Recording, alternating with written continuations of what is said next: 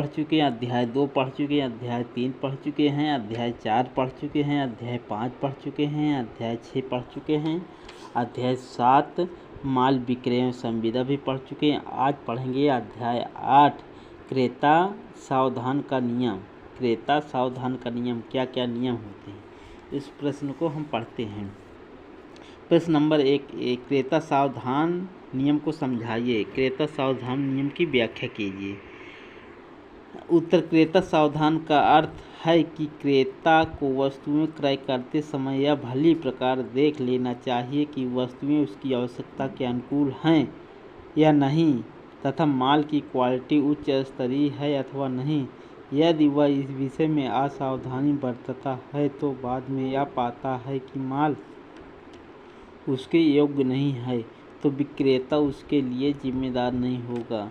क्रेता सावधान के सिद्धांत का उल्लेख माल विक्रय अधिनियम की धारा 16 में किया गया है। धारा 16 के अनुसार इस अधिनियम के तथा किसी अन्य तत्समय प्रवृत्त विधि उपबंधों के अधीन जिस माल का प्रदाय विक्रय की संविदा के अधीन किया गया उसी क्वालिटी के बारे में या किसी विशिष्ट प्रयोजन के लिए उसकी योग्यता के बारे में कोई विवक्षित शर्त या वारंटी नहीं है। अब आ जाते हैं दूसरा क्या है, क्रेता सावधान नियम के अपवादों का उल्लेख कीजिए। यानी क्रेता सावधान नियम के किसी एक अपवाद की व्याख्या कीजिए। क्रेता सावधान नियम का अपवाद, क्रेता के प्रयोजन की योग्यता के बारे में विवक्षित शर्त। धारा 16(1) के अनुसार जहाँ की क्रेता व विशिष्ट प्रयोजन उसके लिए माल अपेक्षित है, विक्रेता को अभिव्यक्त या विवक्षित रूप से इस प्रकार बता देता है कि उससे यह प्रतीत हो कि विक्रेता के कौशल या विवेक बुद्धि पर क्रेता भरोसा कर रहा है। माल उस वर्णन का है जिस वर्णन के माल का प्रदाय विक्रेता के बराबर के अनुक्रम में है, चाहे विक्रेता उसका विनिर्माता या उत्पादक हो या नहीं। यहाँ विवक्षित शर्त होगी कि माल ऐसे प्रयोजन के लिए युक्त होगा। धारा 16(1) माल अनुसार 16(1) के अनुसार माल विक्रय की संविदा में यह विवक्षित शर्त होगी कि माल क्रेता के प्रयोजन के योग्य होगा यदि निम्नलिखित आवश्यक तत्वों में उपस्थित हो। क्रेता विक्रेता को वह विशिष्ट प्रयोजन उसके लिए उसने माल खरीदा है ज्ञान करा देता है। क्रेता विक्रेता के कौशल या विवेक बुद्धि पर भरोसा करता है। माल उस वर्णन का है जिस वर्णन के माल का प्रदाय विक्रेता के कारोबार के अनुक्रम में है। वाणिज्यिक क्वालिटी के बारे में विवक्षित क्रेता शर्त।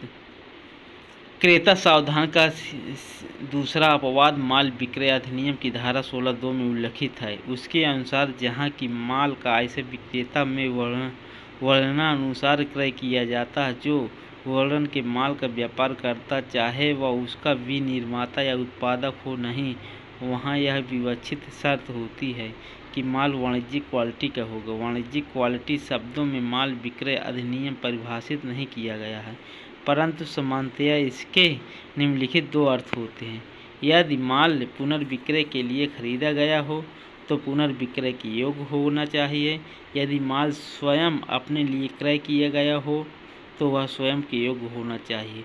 दोनों ही दिशा में माल वर्णनानुसार क्रय किया जाना आवश्यक है। माल की जांच का क्रेता का अधिकार को समझाइए।